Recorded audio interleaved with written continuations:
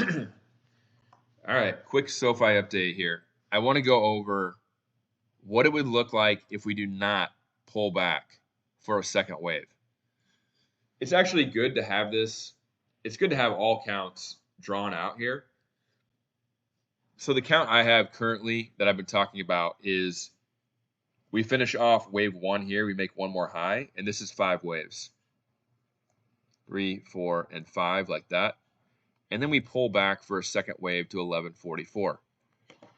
That is probably the number one option in my mind, but I want to go over what it would look like if everybody else is right and we just continue to go higher. This is what it would look like. 1, 2 is set in stone. We would have a nested wave 1. This would be a nested wave 2. So what does that mean? We're in a nested wave 3. What is the minimum target for a nested wave 3? 2633. So if this happens, you're looking at basically straight away 2633.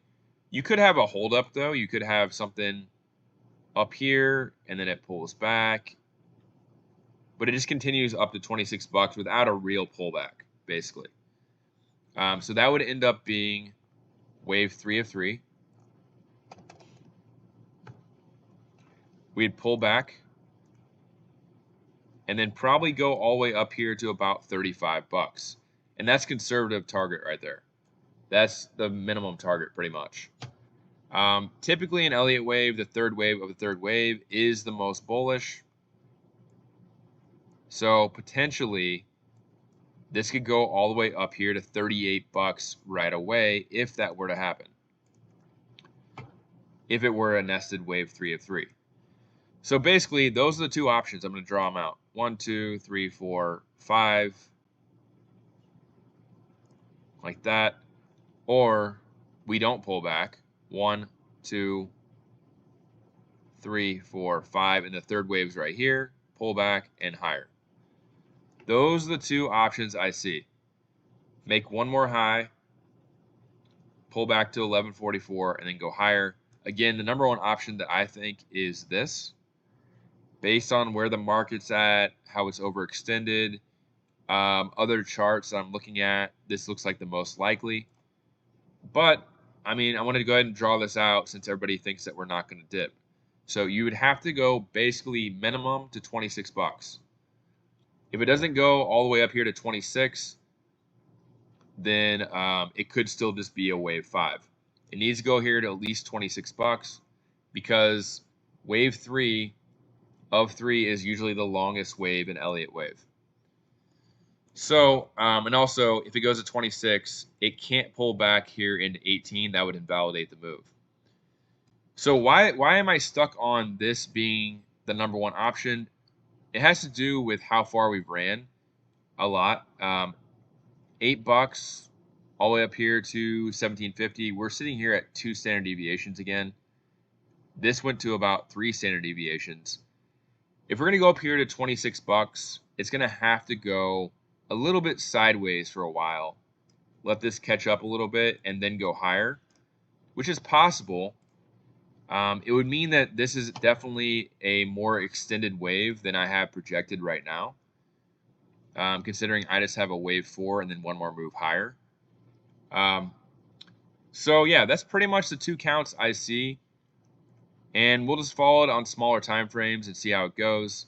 Right now, I still think this one makes the most sense, but if I'm wrong, then this is going to go straight to $26, and then you're going to see $50 probably within the next couple of years. So this one would probably take into like 2028, 2029, maybe into the decade. So this is a longer route right here. And honestly, they'd probably go to about the same spot. So if you're rooting for more shares, then you obviously want this count to play out. If you're ready to go, then you want this one to count out. I'm sure people that have covered calls are rooting for this one right here.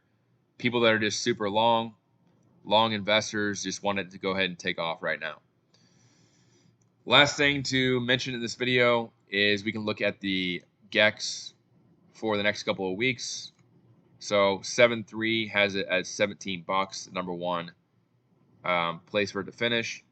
16.50 for the 11th, and you can see here 20 bucks on 1/16/2026 and 17 for 7/18. So yeah, it's just saying that we're pretty much topped out. It can go higher though. This is just resistance basically, and we'll see how this evolves going forward. But you can see here 20 bucks by the end of the year basically is the number one target. So I just wanted to go over that count. I'll draw it up one more time. 1, 2, 1, 2, 3, 4, 5, pullback and more higher, or